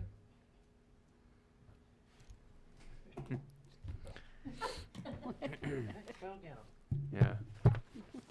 It's beautiful work if you haven't done it yet and you'd like to join us. is it frozen? It's not frozen yet, so I think we're still probably a couple weeks out in doing Yep. the inventory. I'm not walking out in the ponds right now. No. However, we ran out of wood duck boxes. Oh, We hung all of them. And Gina has been very Yeah, Gina wants a duck box for the winter carnival. I'll keep it at So- my house and I'll just bring it over. I have two boxes. I'm not sure what they're for. I don't know if they're wood duck or not. So, I guess I have, ideas. We've used a contractor in the past Yep. who does fantastic duck boxes. Yes. When we go through and inventory and clean them out and put new stuff in, the ones that are homemade are really, Falling apart. yeah, and they just take forever to get the stuff out of it. The ones that the contractor has made for us, it's like, boop, boop, done, and we're moving on. And the ducks typically use the ones that the contractor has made more. We've seen more egg production, more empty shells instead of eggs that are still there. And I actually went on his website doing a little bit of research, Yeah. and there was some great information about what we should do when we have those eggs that aren't hatched. So his website's a resource that I didn't know existed. So I've been in the $30 range. Not, yeah. Shipping is what gets you a little bit because they're Didn't you give us Sure. a pretty good deal? give us a because really good deal. We're a conservation Yes. commission trying to buy a bunch of them. Yeah. So, and you know, for I think the last time we discussed this last year, we voted to buy more and we just never got around to it. So how many would we need? I would say either 6 or, Let's just say 6 or 8. Yeah, and then 6. we're- and the break is 4. So if we get 6, we're covered. How about we get 8 and I can have one? I think if we get 6, you can have one. Okay. Because I don't think we'd need 6 this year, No. provided Some of those, they were pretty good shape. We lost one last year. we lost 2 last year. And I think we're going to end up replacing another one on Listoka Pond. Yeah, cool. This We year. physically lost one last year. Like it Yes. seems like the tree it was on came down or something and Yep. we Poof. walked out there and we're like, there should be a box around here somewhere. Yeah, I think there's 2 in Greater Woods at the bottom of the pond. One in the Beaver Pond and one in the skating pond. So what do you think, 6?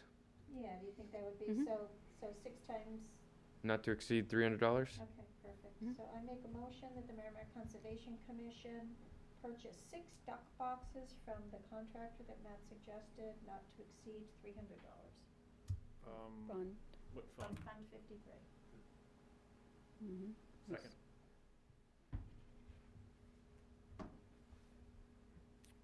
Discussion? All those in favor? 700. Did we put a fund number on the, Yes. Fund 53, on the seedling order? Michigan. On the seedling order, did you put the fund number on, okay. Fund 53. It is Greg's Is it local? Wood Duck Boxes. No, Michigan. And this is what Greg does. And just a wealth of knowledge about That's pretty cool. ducks and duck boxes. So, all right, I will put that together and get the invoice to Paul's group and hopefully get the duck boxes here before the winter carnival. Super, thank you. And that brings us to the next agenda item, the winter carnival. It's Saturday, February 22nd. February 22nd. Saturday. It's I didn't write down the time though. Wasserman Park. We compete with hot dog sales and the karate demonstration. But we're typically, Matt sets us up right on the edge, and we have a really good spot. We usually bring some maps. I think a wood duck box would be fantastic, because a couple years ago we had one. People were very interested in it. So I think, Little baby duckies that I have. Yep. yeah, so I think if you can do that. I'll bring some wood chips with the box, and we'll have I think I we'll have a asked- I great still have display. some Oh, you chips do? from last Got any year. smelly eggs we can stick in there? Oh, we should. You know what? If we can get, I'm sure we will. By that time, the ponds will be frozen. The one that I'm Shells. planning on taking down from Horse Hill, Yeah, that's just held together by, I don't know what. Yeah. We'll take that one down. Put a new one there. We'll bring that one and a new one into the Winter Carnival. And I think that would be good, just to show the evolution of what we used to have up and then now what we have and things, so. Great, but I don't know, has everybody been to the Winter Carnival? No? It is a nice way to meet people from town. It's interesting when you're in the building in Wasserman Park. You're in the main, what is that, the mess hall, I think they call it? yeah. And from inside the building, you can see the trailhead. You can see the kiosk of the trailhead. And people are like, where are the hiking trails in town? And we're like, well, there's some right there. And they're like, no. Yes. It's, yeah, it's funny. People don't know that there are so many hiking trails in town, so it's great. I mean, would it be worth it for you to lead a hike? You know, just to say the Merrimack Conservation Commission will be leading a hike from this time to this time. That would be good. Yeah. I don't know if it would be well attended, Yeah. because people typically go there in their sneakers and Yeah, eat but hot you could dogs. say- Yeah, you could say, you know, wear spikes if you have They them. wanna go for a snowmobile ride, so they get to hop on it and, yeah. And they have ice sculpting demonstrations out. Yeah. That's usually, one year it was Front. right outside our window. so Yeah. it's cool. Mm-hmm. That's something to think about. Yeah. It wouldn't be a bad idea, I'm more thinking about, just like you said, you know, you have to have spikes and. Yeah. be It wouldn't be prepared to- well attended. Yeah. And advertising for it would be a little difficult, because I think it's just, Matt likes to just get people in the building. Right. Yeah, but he was doing a list of events. No? He wanted to do a list of events. If he's interested, I mean, we could put something on it, as a, you know. sure. A hike at Mhm. noon or whatever. Well, that's true. They do have events that are listed. Like, unfortunately, sometimes they have to get canceled because there's no snow, Right. you Yeah. know. Well, that would be better for But- us. Yeah, right. Well, If there's no ice snow, there's a hike. If no snow. Yeah, I mean, Well, like my backyard right now is ice. Yeah. trails around my house are pretty slick right now.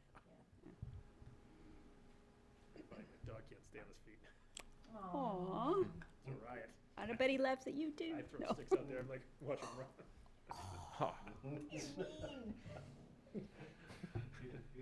Do you want me to contact Matt and tell him we're thinking of a hike, or ask him his opinion, or?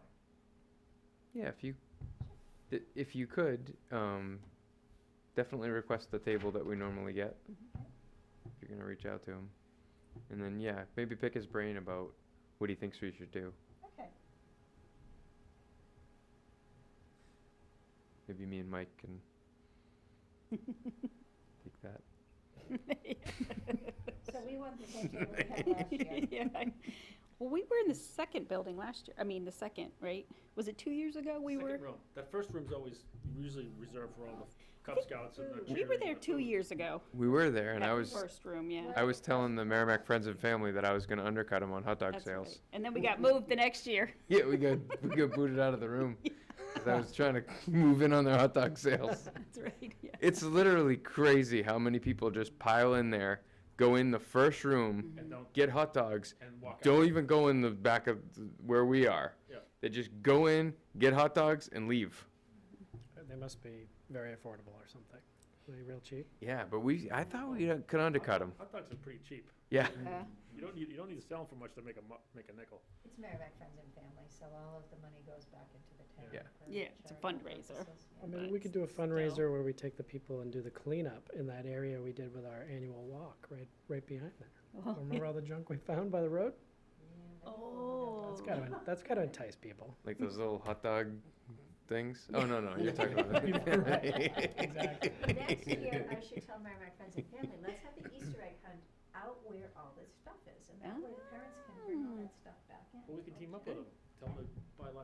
soda and we'll serve salty popcorn.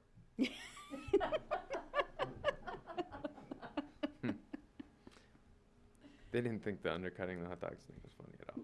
No, they didn't. They thought you His were cat's like- serious. Yeah, Yeah. they were, because we were there early, they were there early, and we thought it was a funny joke, and they were like, so anyway. Yeah.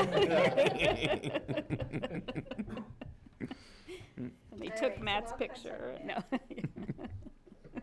then I'll ask him what he thinks of that. Great, thank you. Trying to, oh, okay, here it is. If he likes the idea of the height, should we set it up? Yeah.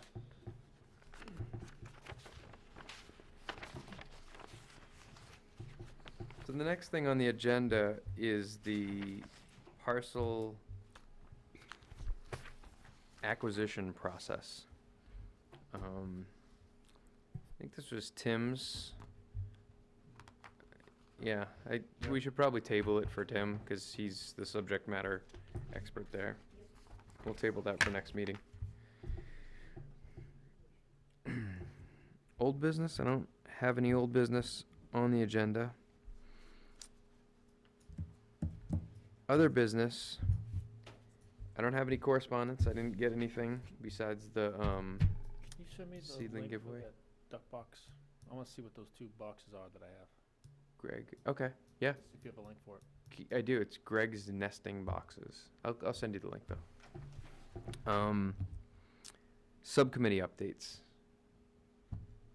There hasn't been a Greater Woods meeting. Hasn't been a Wildcat meeting. We'll do one tomorrow night. Okay. So, tomorrow night, there's Wildcat Falls meeting here in the Memorial Room, at 6:30. It's Tuesday, January 7th.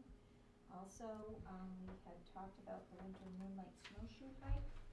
Originally, it set it up for this Friday, January 10th, but the conditions are not good for it. So the next planned date for it would be Saturday, February 9th from 7:30 to 9:30. So we'll keep you posted on how the weather is. We really can't post too much about it until we get a week before, till we see how the weather's gonna be. Hmm. If the weather looks good, then we'll go ahead with it. I have contacted Police Chief Denise Roy, Town Manager Eileen Cavanaugh, and the Town Council. So They were all. they're all on board with it. No, I heard from Nancy Harrington, but I haven't really heard from anyone saying, no, don't do it. That's all I have for Wildcat. Did a Horse Hill update last meeting, so no meeting yet. The meeting agenda for all of the subcommittees came out. I've forwarded it to my subcommittee. I don't know if anybody else, have you guys, I think it went to everybody. Yeah, it went to everybody, and I didn't hear any scuttlebutt at all, so it seems like those agendas will, or those dates will stay on. So, great. All right. And Cindy, did you put all of them up? Oh, you did. Fantastic. Thank you very much. You're welcome. I saw the login. I know, every time it's like, alert, alert. So I'm like, no, it was just me again. But All right, great. Presentation of the minutes for the December 16th meeting. Make a motion that the Merrimack Conservation Commission meeting minutes of December 16, 2019 are approved with changes as follows. second. Motion by Gina, second by Cindy. Go ahead, Gina. I didn't have anything on here. The only thing that I had was on page 1, line 47. So reading from line 47, from line 46, it says, "And residents are aware, comma, if occur, comma, the police department." That read Yeah. funny. How would you correct that? 'Cause I just didn't even know how suggested to correct it. changing occur to necessary. Okay, good, perfect. Yeah. And then, what else did I have? Oh, the other question was on page 2, line talking about duck hunting, and then it's an effective range of 100 to 150 meters, and then stretch of property would be about 600 meters. Were we talking meters or yards or feet or? Meters. We were talking meters, okay, all right, okay. Because I didn't get the metric system when I was in school, so I have no idea. It's basically a yard. Oh, okay. All right, that was all that I had for questions, so. Go ahead, Nate. Yeah, no, they were really clean minutes. The only other thing that I located was on the very last page. And it's not a typo. I noticed on line 5, motion seconded by me. And I think Eric was the one who was designated to sit for Gage last week. And I don't think I was a voting member, so it probably wasn't me who seconded it. I don't know who had that record, but I don't believe it was me. Maybe it was other Mike? Possibly. Oh, Yep. that's true. Yeah, if someone said seconded by Mike and they just were using the audio, that's probably exactly what it was. Right. You know what? Wait a minute. Do you have it? Yeah, I do have it.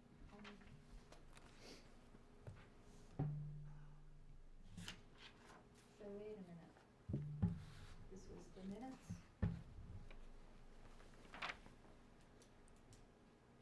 I should have it.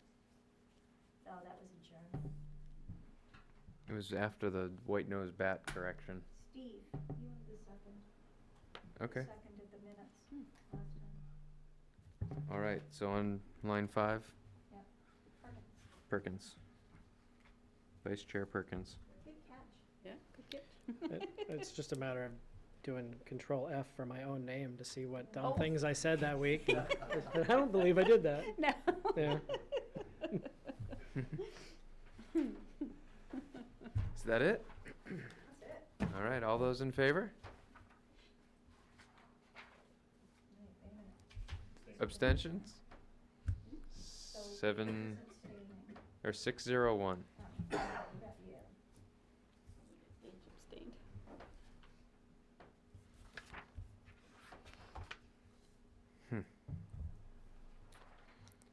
So you know Dawn's good when She knows Gage is going to abstain. she knows the age is going to extend, so she puts 601. I'm going to write 601 and it's already there. I'm like, Wow. Commissioner Perry abstained. She literally wrote that. She knows. Wow. I thought we don't have to have a meeting, we're just gonna fence it. Yeah, she's gotta have this down, right? Yeah, right. Thought I had like last week's. I'm like, what am I doing? All right. No public comment. Commissioner comments. Eric, would you like to start? I'm still not sure what I'm supposed to say with closing comments, but, nah. Okay. Okay. I never have anything interesting to say at the end, so I don't know. You had us in suspense. I was like, what? You know, and then you're like, nah. I don't have anything. I do not have any. Nothing for me. Nothing? Here's the trick. If there's a football game on, you have nothing to say. Oh. I'm good. I have nothing either. Motion to adjourn? Second. You a second? Was. Perry. All those in favor? Aye. Motion carries 700. She had that right too. All right.